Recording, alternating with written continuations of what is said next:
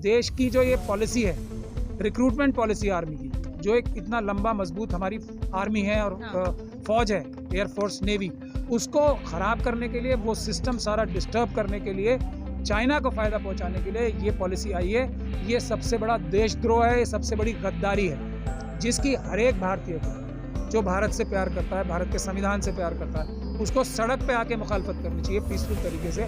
जो नहीं करेगा उसकी वफादारी पे हमें शक है। इन्होंने इकोनॉमिक पॉलिसी कॉम्प्रोमाइज़ की, ट्रेड डेफिसिट आज 75-25 का है भारत और चाइना के बीच में। इन्होंने हमारी देश की अर्थव्यवस्था ख़राब कराने के लिए अपने जो स्पोक्स पर्सन थे उनसे इस्लाम धर्म के ख़िलाफ़ बुलवाया, ताकि क्या होगा, वहाँ पे जो लोग नौकरी कर रहे हैं उनको वहाँ से निकाला जाएगा, लाखों लोगों को वहाँ जगहें खाली होंगी, ये लोग बेरोजगार होकर इंडिया आएंगे और नौकरियाँ किसे मिलेंगी? चाइना और पाकिस्तान के लोगों को। जो वो फॉरेन एक्सचेंज कमा के लाते हैं, कहाँ जाएगी वो? चाइना और पाकिस्तान को।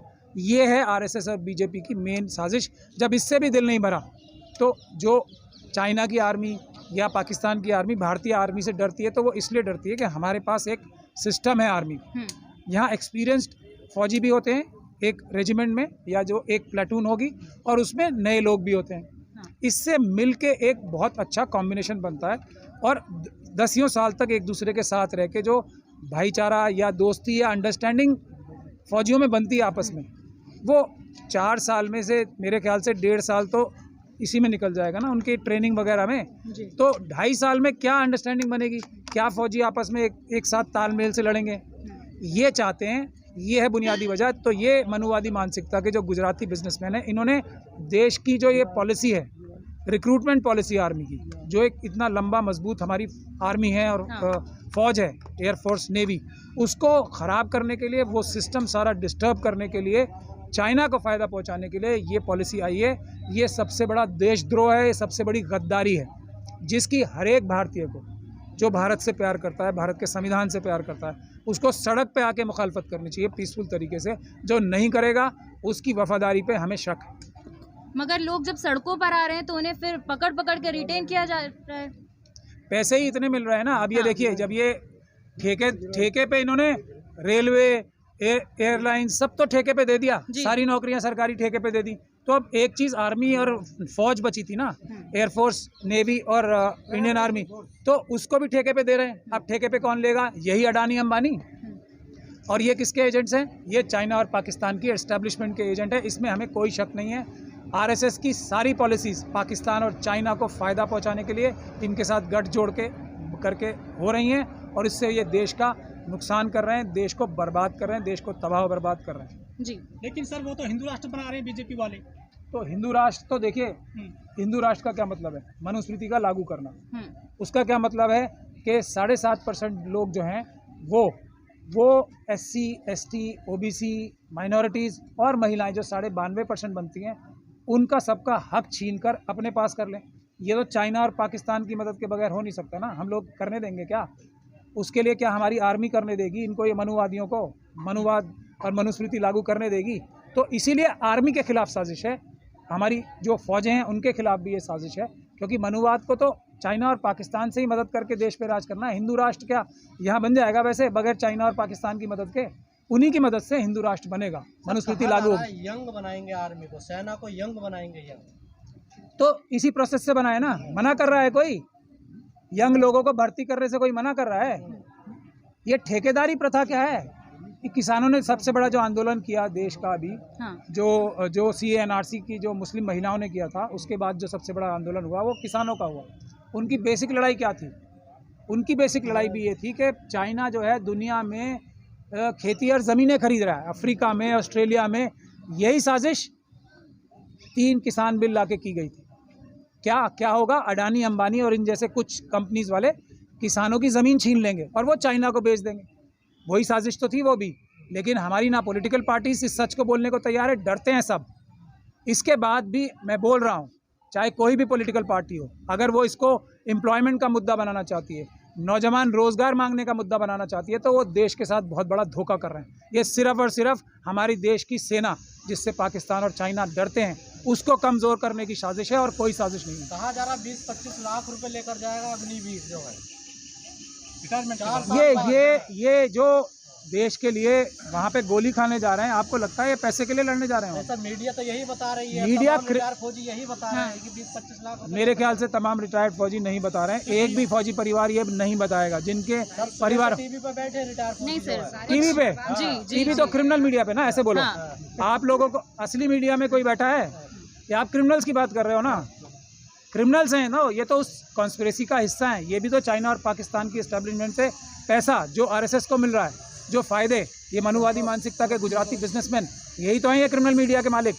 वो तो उस पे मत, उस पे के बात आप देखते हो, आप देखते हो तो मुझे आप पे बहुत शर्म आ रही है। अगर आप सर ये जो आप गलत, एक मिनट इस सवाल का सबसे ज़्यादा देखा जाता है, फिर आप लोगों को बहुत गलत फहमी है। आप जो सोशल मीडिया की सच्ची चैनल जो हो ना, न्यूज़ रिपोर्टर्स, ये उनसे 50 गुना ज़्यादा देखे जाते हैं। आपको यही नहीं पता उनको कौन देख रहा है? घर घर में है सर, ये फ्री दे रहे हैं सबको। फ्री दें या कुछ भी दें, कोई नहीं, आपकी रीच, सोशल मीडिया की रीच इनसे 50 गुना ज़्यादा है। इसीलिए आप पे रिस्ट्रिक्शंस लगाने की कोशिश हो रही है। अब आप लोग जीत रहे हैं। ये जो अभी जो हमारे देश के नौजवान ये जो प्रोटेस्ट कर रहे हैं ना, ये जीत चुके हैं। और सोशल मीडिया पे जो असली रिपोर्टर्स हैं वो जीत रहे हैं। ये सब जितने भी बड़े बड़े नाम हैं ना, इन सबको हम अम्बेडकरवादी जेल भिजवाएंगे। ये लंबे लंबे टाइम के लिए पाकिस्तान और चाइना की जासूसी करने के लिए जेल जाने वाले हैं। आप फिक्र मत करो। वो कहाँ जेल जा रहे हैं? आप जैसे लोग जा रहे हैं बोलने वाले जेल। ये अभी है ना, ये अभी का टाइम है। अभी आप देखो, टाइम आ रहा है। ये जितने कोटर टाई पहन के बैठे हैं ना सब टीवी चैनल्स पे फ्रॉड, ये सब जेल जाएंगे, एक भी नहीं बचेगा। राज्यसभा जाएंगे। राज्यसभा से लोग जेल नहीं जाते क्या? जब अम्बेडकर, जब संविधान का राज आएगा, और वो आने वाला है जी, सबको सबके गुनाहों की सज़ा मिलेगी, चाहे कोई वर्दीधारी हो या कोई कुर्ताधारी हो। सब ध्यान रखें, अभी बिल्कुल संविधान राज नहीं है। संविधान को तोड़ने की कोशिश की जा रही है। 4 सुप्रीम कोर्ट के जजेस ये बोल चुके हैं प्रेस कॉन्फ्रेंस करके कि हम पे दबाव है। अगर सुप्रीम कोर्ट के ऊपर दबाव है तो क्या संविधान का राज है? संविधान को ख़त्म करने की कोशिश की जा रही है। और हम अम्बेडकरवादी संविधान का राज लाएंगे, पूरी तरीके से लाएंगे, किसी भी हालत में उसको कॉम्प्रोमाइज़ नहीं होने देंगे। जो प्रधानमंत्री, जो होम मिनिस्टर संविधान की शपथ लेके बड़े बड़े ओहदों पे बैठे हैं, उनकी नाक के नीचे ये बोला जा रहा है कि हम हिंदू राष्ट्र बनाएंगे, धर्म संसद होके ये बोला जा रहा है कि हम भारत का संविधान ख़त्म करेंगे, हम मनुस्मृति लागू करेंगे, और वो संविधान की शपथ खा के चुप बैठे हैं। ये लगता है आपको संविधान की रक्षा करेंगे ये लोग? सर जनरल बीके सिंह ने जैसे बताया, उनसे पूछा गया तो उन्होंने कहा मुझे अग्निपथ के बारे में अभी कोई भी जानकारी नहीं है। और जहाँ तक पता चल रहा है कि राजनाथ सिंह को भी इसकी जानकारी नहीं थी, रक्षा मंत्री हैं। तो आपको क्या लगता है कि इस तरह की जो योजनाएं हैं, ये जो स्कीम्स है, इनका फैसला कहाँ से हो रहा है? कौन सी कैबिनेट ये डिसाइड कर रही है? देखिए, मैंने सीधे सीधे अभी बताया, शायद आपने मेरी पहली बात नहीं सुनी। मनुवादी मानसिकता के गुजराती बिजनेसमैन जो चाइनीज़ कंपनी में, आप इसके रिसर्च कीजिए ना, सबसे इंपॉर्टेंट बात बता रहा हूँ, कितने गुजराती मनुवादी मानसिकता के बिजनेसमैन चाइनीज़ कम्युनिस्ट पार्टी के और पीपल्स लिबरेशन आर्मी के कंपनीज़ में डायरेक्टर हैं, फ्रंट कंपनीज़ में। आपको वो बना रहे हैं पॉलिसी देश की। मोदी जी और शायद अमित शाह साहब भी नहीं बना पा रहे हैं। उनको सिर्फ ये है कि तुम अपने पदों पे रहो और ये बढ़िया बढ़िया 70-80 लाख के हेडक्वार्टर से तो नहीं बन रही हैं? नागपुर हेडक्वार्टर से भी बन रही होंगी, लेकिन मुझे नहीं लगता नागपुर हेडक्वार्टर को इतनी समझ है ये जो। लेकिन अडानी अंबानी ये सब लोग हैं ना, ये चाइनीज़ जो उनके जैक मा वगैरह हैं, ये सब लोग, वो देखिए वहाँ के बिजनेसमैन भी तो हैं, वो देश के साथ वफादारी कर रहे हैं और ये देश के साथ गद्दारी कर रहे हैं। ये हैं अडानी अंबानी, देश के दुश्मन। और चाइनीज़ और पाकिस्तान, और एक हमारे जिंदल साहब भी हैं कोई, जो पाकिस्तान स्टील के साथ, उनके भी बड़े घनिष्ठ संबंध है। सज्जन है, क्या नाम है उनका? नहीं, सज्जन जिंदल, जो नवाज शरीफ की जो स्टील की कंपनियां, उनके साथ बिजनेस है उनका, वो भी मोदी जी के बड़े ख़ास हैं। अभी एक लेटेस्ट केस मैं आपको बताऊंगा, जायोमी कंपनी, आप सबको पता है ना, उनके कोई मनु जैन करके इंडिया हेड थे। जैसे ही मोदी जी बने, तुरंत उनको इंडिया हेड बना दिया जायोमी कंपनी। मोदी जी तो नहीं बनवाया होगा, उनके फ़ोटो हैं अंबानी साहब के साथ, ट्विटर पे और मीडिया पे देख लेंगे, तो उन्होंने उनको जायोमी कंपनी का वो बनाया। वो जायोमी कंपनी के मनु जैन साहब अभी 5000 करोड़, ईडी ने उनके ऊपर मुकदमा किया, 5000 करोड़ रुपए लेके भागे हैं और अभी दुबई में है। जायोमी वर्ल्ड वाइड कंपनी के वाइस प्रेसिडेंट बने। तो ये 5000 करोड़ जो देश से चुराया है उन्होंने, जिसका ईडी ने अभी केस किया है। और आप समझ लीजिए, ये वाली ईडी अगर उनके ऊपर 5000 करोड़ का केस कर रही है तो कम से कम 50,000 करोड़ चुराए ही होंगे। और जो ये जायोमी कंपनी है वो बैन हुई थी अमेरिका में अभी 2 साल पहले। ये फ्रंट कंपनी है पीपल्स लिबरेशन आर्मी, जो चाइनीज़ आर्मी है उसकी। इस बात पे अमेरिका में बैन। तो ये 5000 करोड़ चाइनीज आर्मी के काम आने वाले हैं, हमारे देश की आर्मी को नुकसान पहुंचाने। सर ये अगली वीडियो का क्या किसान होगा? इन पर केस हो रहे हैं सर किसान बिल जो सरकार को वापस लेना पड़ा, और जो सेना में ज्यादातर बच्चे भर्ती होते हैं वो खेती किसानी से आते हैं, कहीं सरकार बदला तो नहीं ले रही है? सरकार नहीं बदला ले रही, सरकार के हाथ में नहीं है ना। राजनाथ सिंह जी को आप मुझे बता रहे हो नहीं पता, हमारे जो एक ही इनके कैबिनेट में जो किसान बिल पे उनको बैकफुट पे आना पड़ा था। बैकफुट पे नहीं, माफ़ी मांगनी पड़ी थी। अभी भी साजिश जारी है। देखिए, किसान आंदोलन ख़त्म नहीं होना चाहिए, नहीं हुआ है। असली चीज़ है ये, पीछे से साजिश करके वही काम अभी भी दोबारा करें। एमएसपी का कुछ हुआ? अभी नहीं हुआ ना। और देश से अनाज जो है एक्सपोर्ट करना बंद हुआ ना, क्योंकि देश में इतनी खाद्यान्नों की कमी आ गई, क्योंकि ये सारा अनाज यहाँ से चुरा के पहले छुपा के बेच चुके हैं, इसलिए आई है कमी। तीसरी चीज़ ये, अभी आर्मी का काम शुरू हो गया, ये भी लड़ाई हम जीत चुके हैं। लेकिन मैं नौजवानों से ये गुजारिश करूँगा, पीसफुल तरीके से प्रोटेस्ट करें, हम जीत चुके हैं। और जो हिंसा करने वाले आ रहे हैं उनको रोकें, उनको पकड़ें और पुलिस के हवाले करें। और ये लड़ाई जीत चुके हैं हम। लड़ाई ये नहीं होनी चाहिए, लड़ाई ये होनी चाहिए कि अब राजनाथ सिंह जी या तो आके कहें मुझे ये नहीं पता थी, और उन गद्दारों को देश के जो पाकिस्तान और चाइना की इस्टेब्लिशमेंट के साथ मिलकर ये पॉलिसी लाएं, उनको अरेस्ट कराएं। हमारा आंदोलन इसलिए होना चाहिए, हमारा आंदोलन उन गद्दारों को अरेस्ट करना चाहिए, उन गद्दारों को देशद्रोह का मुकदमा लगा के अरेस्ट कराना होना चाहिए, जो ये पॉलिसी लाएं उसके लिए करें। ये तो खत्म हो चुकी पॉलिसी, ये नहीं चलेगी। कह रहे हैं मोदी जी का आशीर्वाद से 2 साल और बढ़ा दी हमने। हाँ, आशीर्वाद से बढ़ा दिए। 23 कर दिया उन्होंने। ठेकेदारी प्रथा क्यों नहीं हटा दी? ठेकेदारी प्रथा पे आर्मी होती है क्या? किसी देश में है ऐसा?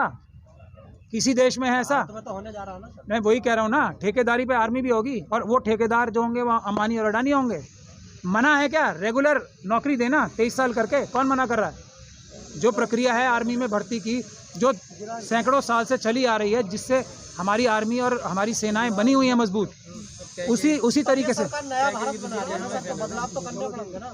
हाँ, जो चाइना और पाकिस्तान की एजेंसीज के साथ मिलकर भारत का नुकसान कर रहे हैं, वो नया भारत हम नहीं बनने देंगे। सर ये भारत किसान का, मजदूर का, नौजवान का होगा, या क्रोनिक कैपिटलिज्म की तरफ जो देश बढ़ रहा है, ये उनका भारत होगा? आपको क्या लगता है हम अम्बेडकरवादी इतने कमज़ोर हैं? हम श्रीलंका भी नहीं बनने देंगे। हम उससे पहले ही पीसफुल प्रोटेस्ट करके इन सभी लोगों की हम लोग जेल भिजवाएंगे। हम श्रीलंका की तरह इन्हें मारेंगे नहीं। हम लोग इनके आरएसएस के एक एक व्यक्ति को, जो कल एक छोटी सी स्कूटर पे घूम रहा था और आज मर्सिडीज़ में घूम रहा है, हम चिन्हित करके सिर्फ इन 8 सालों में आरएसएस और बीजेपी के कितने ऑफिस बियरर्स करोड़पति और अरबपति बन गए, उनको सबको चिन्हित करके जेल भिजवाएंगे। उनकी सारी प्रॉपर्टीज जब्त करा के देश के असली जो प्रधानमंत्री, असली प्रधानमंत्री, जो अच्छे प्रधानमंत्री बनेंगे, उसमें देंगे। कोई ये पीएम कौन सा फंड है? ये फ्रॉड फंड है। पीएम कौन सा फंड है? ये पीएम केयर फंड, जिसका कोई हिसाब किताब नहीं है, उस फंड से भी सारा पैसा निकाल के, जो पीएम रिलीफ फंड है,